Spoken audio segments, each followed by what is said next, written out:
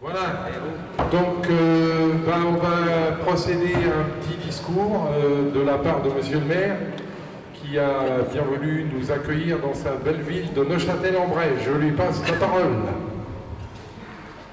Bien, merci Monsieur Maillard. Tout d'abord, je remercie Monsieur le Vavasseur, Monsieur Maillard, d'avoir eu cette riche idée d'organiser un salon du couteau ici à Neufchâtel. Le couteau, c'est le meilleur ami de l'homme et c'est le plus fidèle.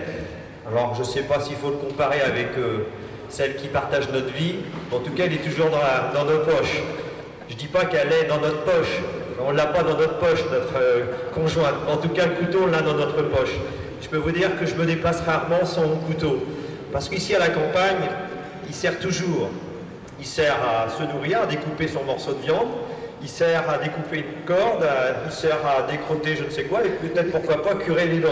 Bon, aujourd'hui on n'est pas là pour ça, on est là pour fêter un événement qui est, je dirais, normand, puisque c'est le premier salon du couteau en Normandie. Alors on est très content, très heureux que ça se passe ici dans cette boutonnière. Et puis la ferronnerie en Pays de Bray, eh bien c'est pas inconnu, ça fait partie de nos gènes, puisque vous avez une excellente exposition organisée par M. Bellé sur le fer en Pays de Bray, puisque nous avons de villes ferrières, Ferrières-en-Bray, nous avons beaucoup de villages avec des connotations autour du fer. Alors évidemment, vous êtes nombreux, je dirais que les exposants viennent de tout continent, ça c'est un événement aussi pour nous. Et évidemment, on souhaite que les Chalons ne restent pas nonchalants face à toutes ces beautés. On a l'embarras du choix. Et le plus important dans tout ça, c'était l'idée de créer un couteau, l'effigie pas des armureries de la ville de Neuchâtel, mais de son fromage. Je crois qu'il y a eu un travail qui a été fait, je ne crois pas, j'en suis sûr, et c'est une riche idée. Et une façon encore de promouvoir la ville de Neuchâtel à travers son couteau qui servira bien entendu à découper son fromage, le tartiner et en même temps le garder dans sa poche tout au long de sa vie. Alors merci à vous. J'ai mon premier adjoint à mes côtés qui a déjà flashé sur un beau couteau, j'en suis persuadé. Mon adjointe qui a participé à l'organisation, Raymond Lejuez, avec Monsieur Maillard et Monsieur le Vavasseur, et aussi je pense que bon, on dit que le couteau c'est pour les hommes, mais je suis sûr que les femmes, elles ont besoin aussi d'un couteau, après tout, pourquoi pas.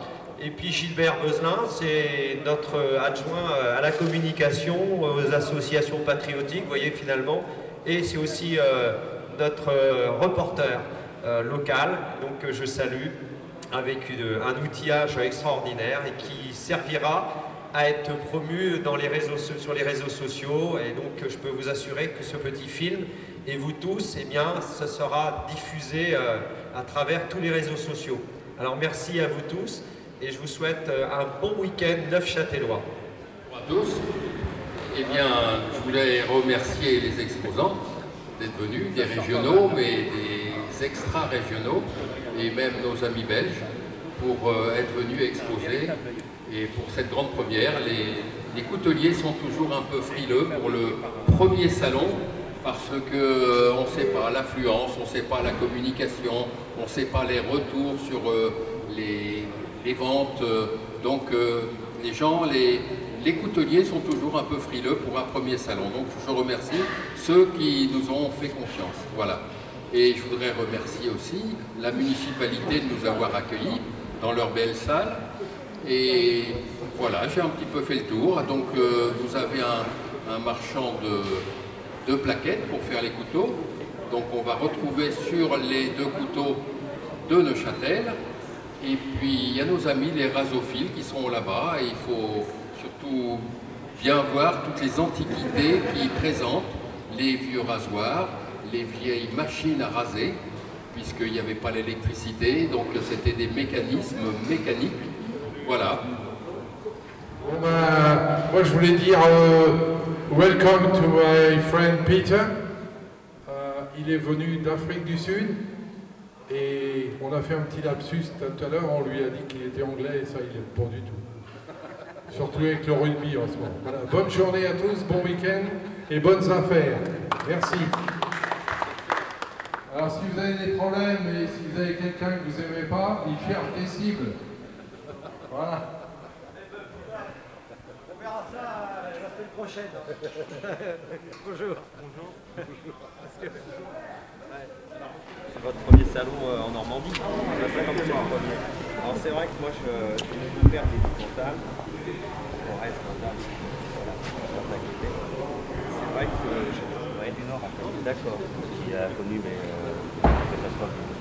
Oui, bien sûr.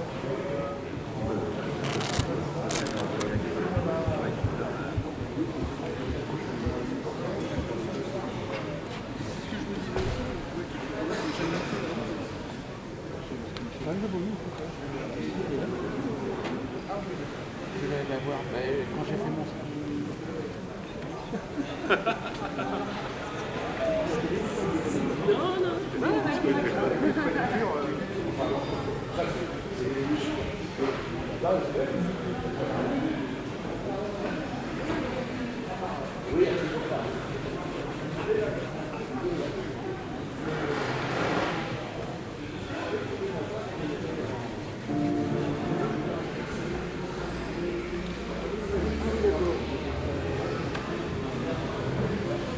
Je crois qu'il y a le collègue qui est en train de se préparer pour faire une démonstration de bravage.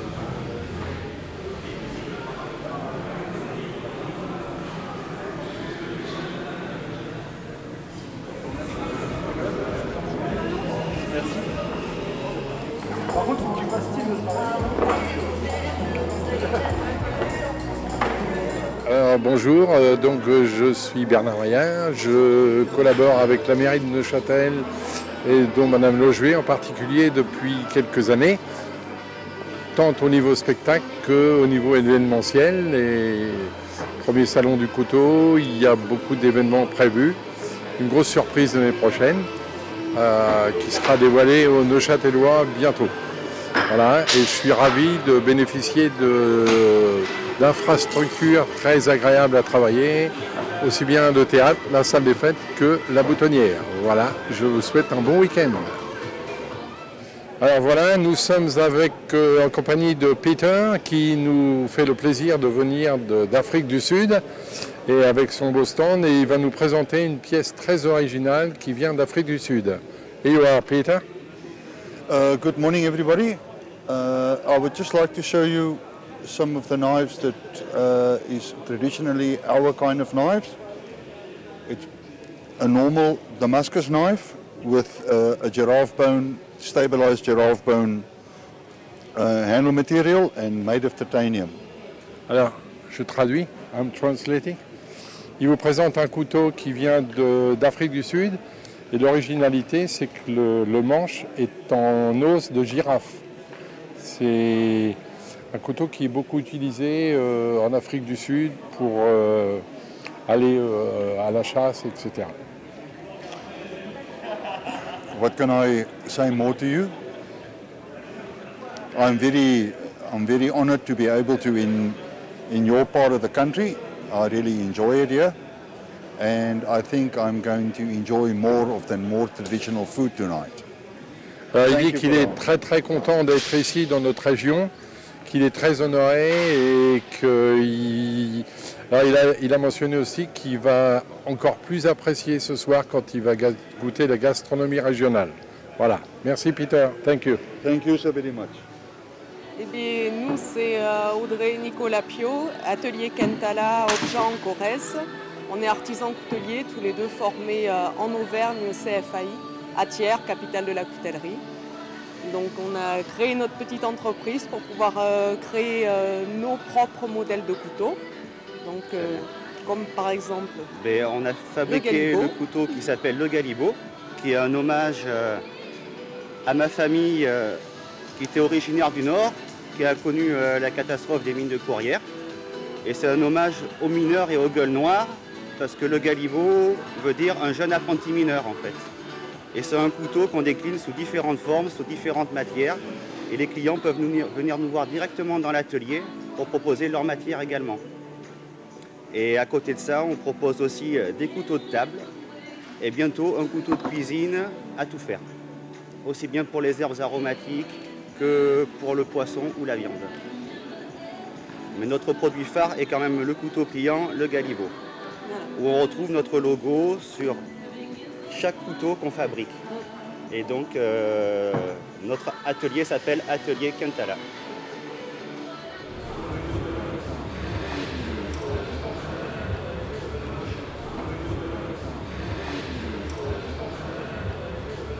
Je me présente, Gérard Bellet, Braillon d'origine. Voilà, et je peux vous présenter une activité aujourd'hui disparue dans le Pays de Bray, concernant la métallurgie. Neuville-Ferrière, Forges-les-Eaux et Ferrières-en-Bray étaient riches en activités métallurgiques. Donc voilà, ce qu'on trouvait à Neuville-Ferrière, le minerai de fer, un petit peu sablonneux, et ensuite qui était transporté dans un bas fourneau. Du côté du Mont-Jean, il existait un bas fourneau. Donc voici les scories à cordon, certainement les pièces, les échantillons les plus anciens de la collection. Et avec la modernisation, il a été décidé de s'implanter près des rivières pour se servir de l'hydraulique. Et à ce moment-là, au 14e, un début de haut fourneau s'est installé à côté de l'ancienne scierie aujourd'hui. Voilà, j'ai eu la chance de récupérer pas mal d'échantillons lors d'une réfection de rivière. Et ce témoignage présent, puisque tous ces échantillons se trouvaient dans la rivière Béthune au-dessus de l'ancienne scierie, qui correspondait au bas fourneau de l'époque. Voilà. Et ce métal de loupe était ensuite transformé à deux endroits précis, notamment Nel-aux-Dents, où il y avait une forge sur la Béthune. Et ce métal était retravaillé ensuite, revendu pour faire travailler des artisans, pour faire notamment des outils de l'agriculture, des outils manuels, de jardiniers éventuels, et une grosse production de fer à chevaux et fer à bœufs, comme vous pouvez voir dans cette vitrine. Tout ça grâce au savoir-faire des forgerons, où j'ai pu également récupérer des outils manuels, parce que c'était un travail de titan et un travail aujourd'hui artistique. Voilà, je vous ai pratiquement tout dit sur la métallurgie ancienne du Pays de Bray. Nous représentons une société qui fabrique des backstands, machines pour coutellerie, des machines-outils pour le travail du métal. Nous travaillons beaucoup avec les couteliers artisans professionnels. Nous avons une gamme de machines destinées à la coutellerie, abrasifs, consommables, disques à polir, disques à satiner. Et nous fabriquons nos backstands dans notre atelier mécanique au Portugal. Donc voilà, je m'appelle Pierre Lavonia, je suis coutelier en Basse-Normandie à Cabourg. Donc voilà, je suis coutelier là, installé depuis 5 ans. Et du coup, là, on va dire l'originalité un peu des couteaux. Ce que je travaille souvent, c'est les trempes sélectives. En fait, donc du coup, on appose de l'argile sur le haut de la lame pour garder de la souplesse. Et du coup avoir un tranchant, simplement le tranchant qui est trempé. Bon, celui-là est en bois d'if, bois local aussi. Et du coup voilà, c'est des lames qui sont principalement ce qu'on appelle bushcraft, c'est-à-dire destinées à tout ce qui est randonnée, chasse, enfin voilà, on peut des lames qui sont assez épaisses. Et du coup, on peut bâtonner dessus, enfin voilà, les mettre un peu à rude épreuve. Donc c'est voilà, c'est un peu la présentation de l'activité. Je fais également tout ce qui est lame un petit peu plus imposante, à savoir les sabres japonais. Je travaille mon acier moi-même, c'est-à-dire que je fabrique l'acier en bas fourneau à partir de minerai de fer. Et donc du coup ça peut donner, là j'ai pas de lame fabriquée en acier de bas-foyer là sur la table, mais par contre c'est quelque chose qui est tout à fait faisable et du coup c'est encore une qualité un petit peu supérieure de lame. Voilà. Bonjour, je suis Doby Sébastien, je suis de Quincampoix. Je suis coutellier autodidacte. J'ai appris tout seul la passion de la coutellerie. Je fais essentiellement dans les couteaux de chasse et également dans les reconstitutions historiques. Plutôt de l'inspiration que de la reconstitution. Je m'inspire de pièces historiques, comme par exemple les saxes. Voilà, que vous avez ici. Je travaille essentiellement les matières comme la corne, les bois de serre, les bois de renne. J'utilise beaucoup aussi tout ce qui est écorce de bouleau. Je fais également du pliant et des choses un peu particulières d'inspiration.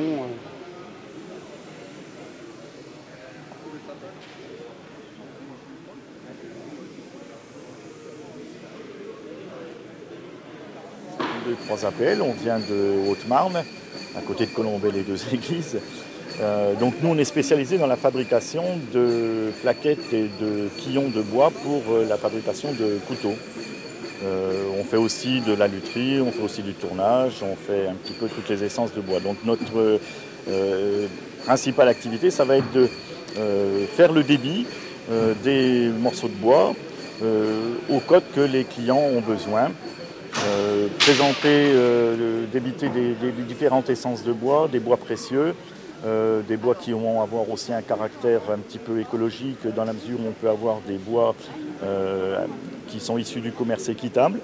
Donc ce sont des bois qui sont ramassés, sont des bois morts, qui sont ramassés par des personnes en situation de précarité, qui vont débiter ces morceaux de bois et nous on les commercialise auprès des artisans. Voilà.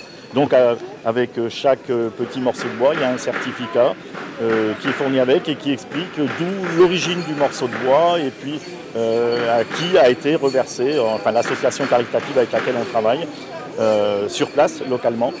Et puis bon, dans le prix du morceau de bois, il y a une petite partie qui est une éco-participation qui sert aussi des programmes de plantation localement. Donc sinon, nous avons les essences de différents continents. On va avoir aussi bien l'Afrique que l'Indonésie, l'Amérique du Sud, puis un petit peu l'Europe aussi, parce qu'on a de très jolis bois. Mais c'est vrai que les bois les plus colorés et les plus denses, ce qu'on recherche en coutellerie, puisque c'est des capacités mécaniques qui sont plus importantes en fonction de la densité du bois. Donc ces bois-là sont en général plutôt recherchés pour la coutellerie. Du fait justement de leur densité, de leur dureté. Et puis des couleurs aussi, on va avoir des palissandres qui vont du rose, comme le bois de rose évidemment, jusqu'au bois de violette. Et puis voilà, on va avoir des loupes aussi, des ébènes classiques. On fait des sections un petit peu plus importantes pour des couteaux plus massifs. Et puis un petit peu de stabilisation aussi. Donc la stabilisation, c'est un procédé qui permet d'injecter de la résine à l'intérieur des morceaux de bois. Cette résine va polymériser et donc en injectant la résine, on peut l'injecter déjà colorée, ce qui permet faire ressortir des nuances du bois. Sinon, nous avons des essences aussi, des loupes. On travaille sur les loupes. On travaille parce que les loupes, ça vient du vieux français louper en fait, parce que l'arbre, au lieu de pousser bien droit, on disait qu'il s'est loupé. Donc on va avoir des petits dessins à l'intérieur qui sont assez sympathiques. Et puis un petit peu dans ce style-là, vous voyez. Ça c'est de la loupe d'orme, c'est local. Et puis aussi on commence à faire un petit peu des parties animales, donc de la corne de zébu ou de la défense de phacochère. Et puis qui sont pareils, issus du commerce équitable, c'est-à-dire que ce sont des sous-produits des pays africains, de même la peau de chèvre, sont des sous-produits qui sont valorisés localement et qu'on achète directement à ces populations. On fait aussi un petit peu de bois pour l'archerie, donc des lames d'arc, des poignées aussi, donc ça c'est des sections un petit peu différentes.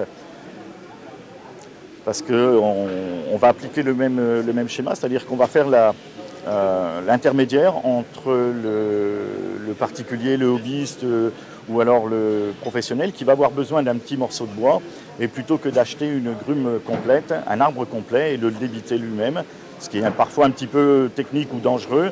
Il faut être équipé quand même avec des machines conséquentes. Donc c'est parfois plus intéressant pour eux d'acheter directement le petit morceau de bois qui est déjà débité aux côtes, parce qu'il y a des petites comment dire, contraintes des fois dans le bois, il y a des petites anomalies, des petites singularités.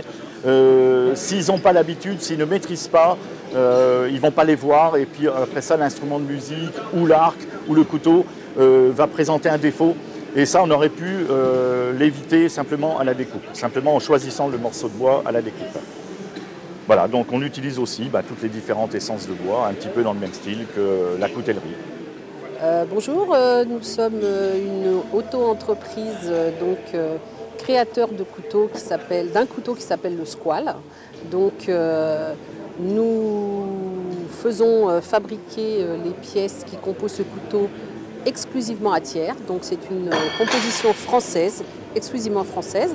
Donc je vais vous présenter un modèle de notre collection. Voilà.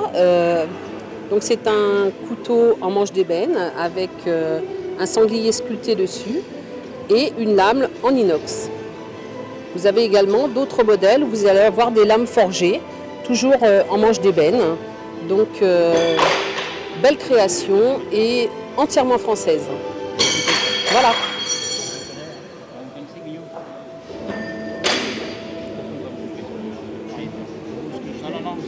Bonjour, eh bien, je suis Philippe Bernard, coutelier du bassin nogentais, Nogent au-dessus de Dijon, et non pas à confondre avec les autres de la région parisienne.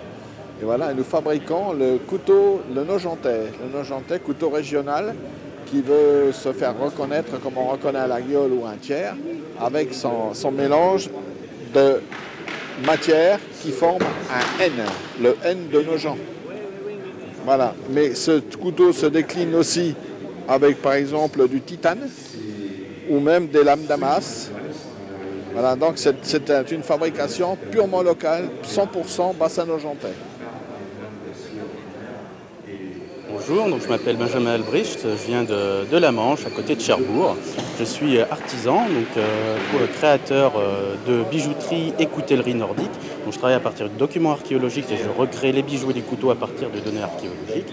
Et pour l'occasion de l'événement de l'IFRAM la semaine prochaine et pour le salon d'aujourd'hui, j'ai créé une pièce particulière, c'est-à-dire un couteau créé à partir de minerais de fer d'une ancienne mine gallo-romaine. Donc j'ai fait les réductions de minerais, fabriqué le charbon, extrait le métal dans un bas-foyer, extrait le métal de la roche et recréé cette lame à partir de cette roche, comme on faisait il y a 2000 ans. Le manche est réalisé en étain pur, en bronze, en laiton, en cuivre et en bronze beryllium pour combiner l'ensemble des métaux qui pouvaient être utilisés. Ensuite, l'étui qui va avec est réalisé en étain pur et en laiton, en ciselure. Donc, comme sur le principe des fourreaux retrouvés au IXe siècle sur l'île de Gotland, au large de la Suède. Voilà, alors bonjour, on est avec Vianney, le rémouleur de Saint-Cerf. C'est ça. Donc un braillon, voilà, il va nous expliquer un petit peu son travail. Oui, tout à fait. Donc le but du jeu, c'est de remettre en état un tranchant sur les couteaux, récupérer des accros, des pointes cassées, entretenir les outils en fin de compte. Voilà, c'est le but du jeu. Alors voilà, je te souhaite un bon salon, un bon week-end et comme tu es du coin, bienvenue. Merci beaucoup et puis à bientôt pour les gens intéressés pour la coutellerie, remettre en état les vieux couteaux, il n'y a pas de souci. Je serai là, rémouleur braillon. Merci. Nous sommes les Rasophiles. Les Rasophiles, c'est un club qui a été créé en 1995 et nous avons des adhérents à travers toute la France, mais aussi maintenant au Canada, en Angleterre, en Italie et en Belgique. Et donc nous sommes des passionnés de collection d'objets de rasage, aussi bien des rasoirs droits que des rasoirs mécaniques. Nous avons même avec nous un barbier qui va raser gratuitement ce week-end. Donc si vous avez la barbe un peu longue, venez donc nous voir. Nous aurons le plaisir de vous montrer nos plus belles pièces.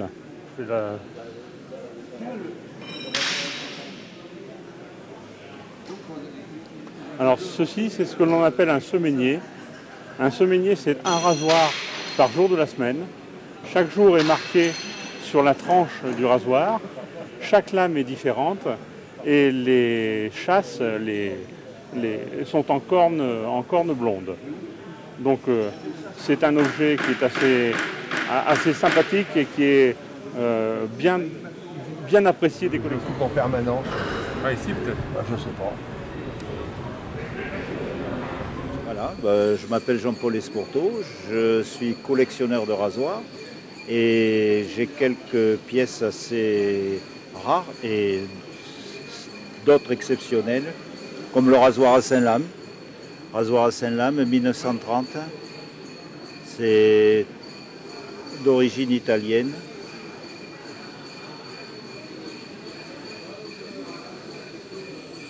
Avec sa boîte.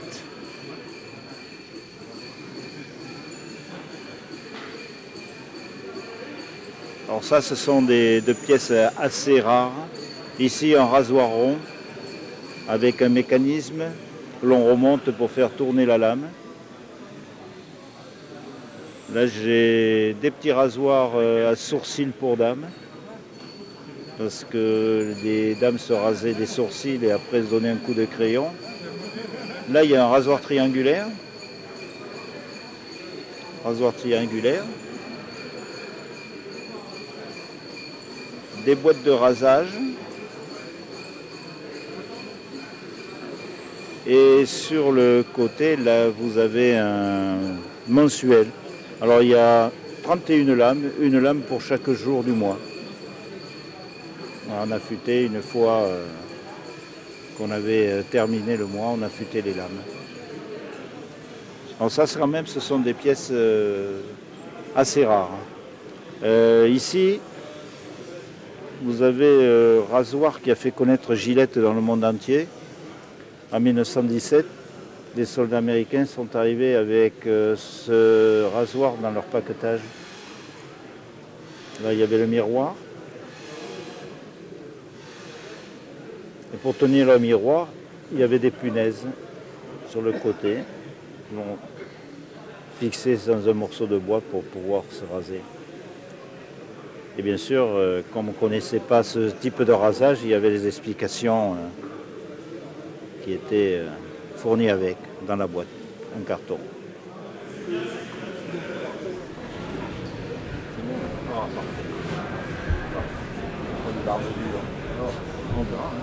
Quand il coupe les oreilles, elle ne filme pas.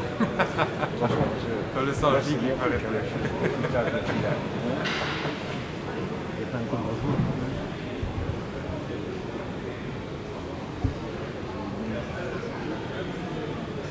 me suis jamais fait raser.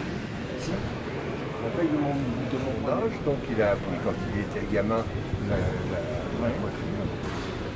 Et lui, pour rien au monde, il serait vrai, par contre, il rasait. Oui, c'est chaud. Hein. Ça ne se pose pas. Ça va ?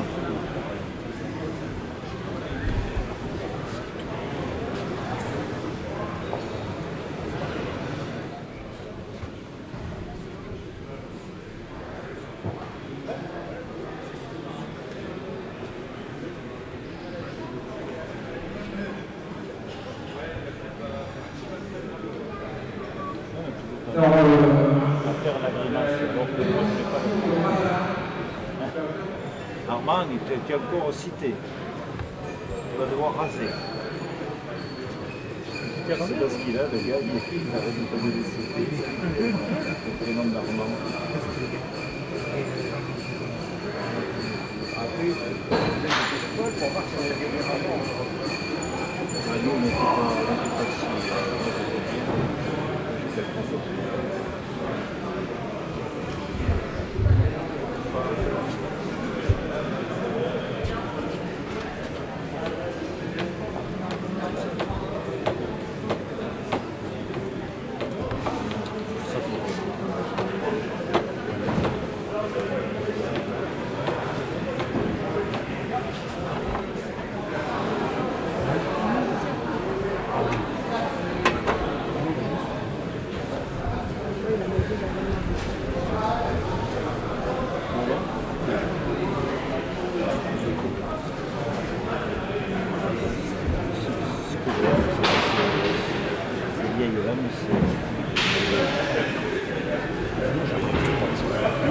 gamme et le reste anglais. Et chez Ford.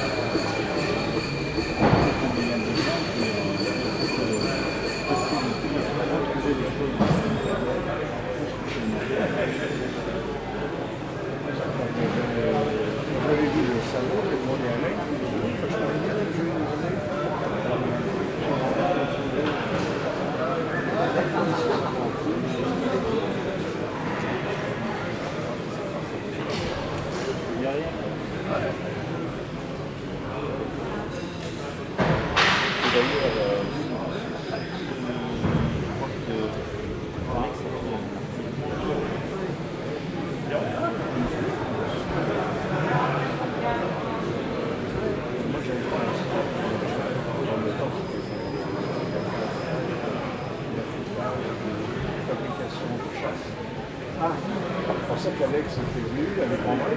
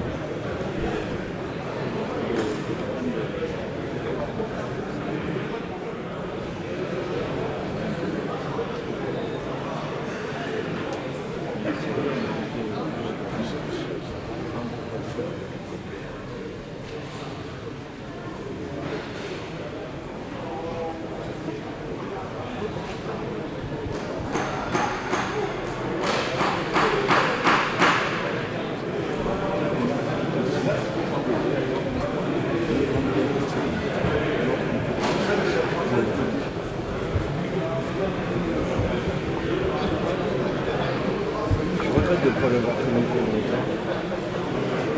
J'ai décidé, j'avais 14 ans. Et je pense que ça fait quoi, une vingtaine d'années, je m'en rappelle ça. Non, mais on continue ça. Là, moi, il faut attaquer pour relever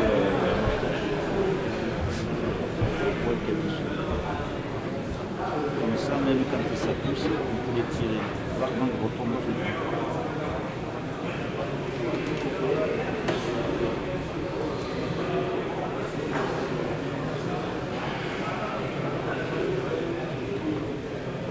Il y a les points régulières, il y a des poils d'un côté et pas de l'autre. Ça va pousser. On triche tout le temps. C'est-à-dire que ça tend la peau. Je fabrique des appareils à argent avec des produits naturels, avec des essences. Des huiles essentielles, la formule est sur le forum. Oui. J'utilise beaucoup d'huiles essentielles, j'en ai tout le temps. Moi j'aime bien la menthe poivrée. Parce que quand je sors de manger à mes chevaux avec le mide, ça réveille. Et surtout, ça va resserrer les corps, certainement.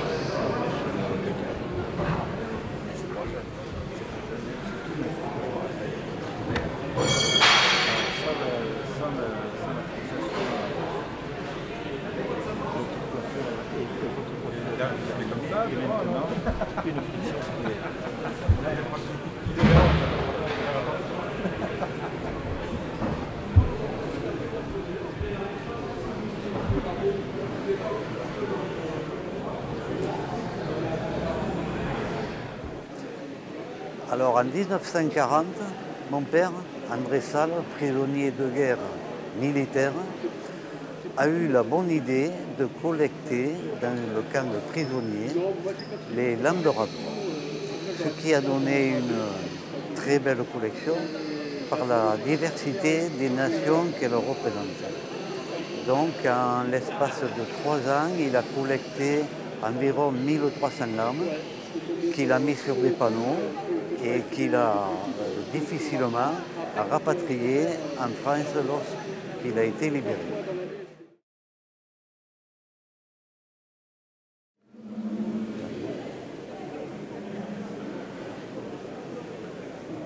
La lame Rintintin.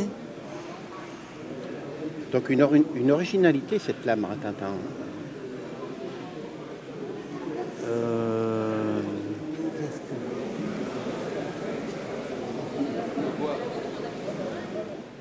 Pour démarrer la journée, la lame de rasoir, bonjour.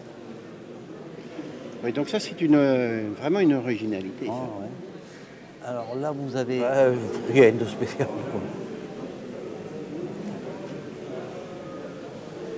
Alors, tant qu'on est là, vous avez ça là. Alors, vous voyez ça là.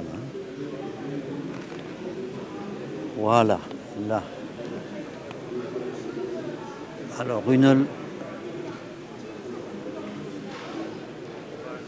la lame Maurice Chevalier, la lame Madelon. Ça, c'est une lame, vous m'avez dit, avec... Popeye. Popeye. La lame en biais qu'ils appelaient. La lame Lecoq, la Gauloise. Le Queen Mary, la lame de Thiers, capitale de la coutellerie. Quelques lames belges là en fait. Ederstal, quelques lames belges, Deleuze, Destal, Ramsat.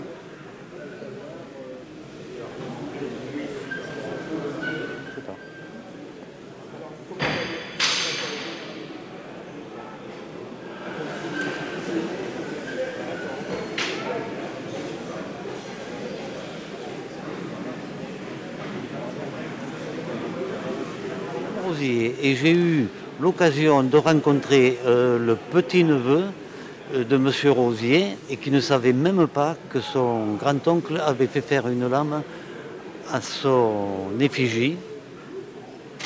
Rosier était lui-même un joueur de rugby. Et donc Verdun, là, c'est... Alors Verdun, c'était la maison Belle-Durée qui s'était fait faire une lame avec le monument de la ville. Alors vous avez devant vous les 2 exemplaires uniques des 2 prototypes du couteau qui va s'appeler le Neuchâtel. Vous avez un couteau pliant qu'on pourra mettre dans la poche. Il est en ronce de genévrier. Et vous avez un couteau droit, un couteau de table. Donc ils ont été ajourés avec le petit cœur en bout de manche pour qu'on puisse les reconnaître sans avoir à lire l'inscription qui sera dessus marquée le Neuchâtel. Voilà. Donc le prix du couteau n'est pas encore défini puisque ce sont des prototypes et on va faire les aciers sur la capitale du couteau à Thiers et comme ça en acier français. Et puis les couteaux seront un petit peu à la demande du client suivant le type de manche, le type de plaquette qu'on va mettre sur les manches. Donc le premier prix, ça sera du pommier, donc pour rester normand. Et puis après, on ira avec des plaquettes différentes qui coûtent toujours un peu plus cher suivant qu'on monte dans la rareté et dans la préciosité du bois. Non, des dents de mammouth, excusez. Voilà. Donc on a fait le tour et on va pouvoir diffuser les premiers couteaux sur Neuchâtel et la région en début d'année prochaine.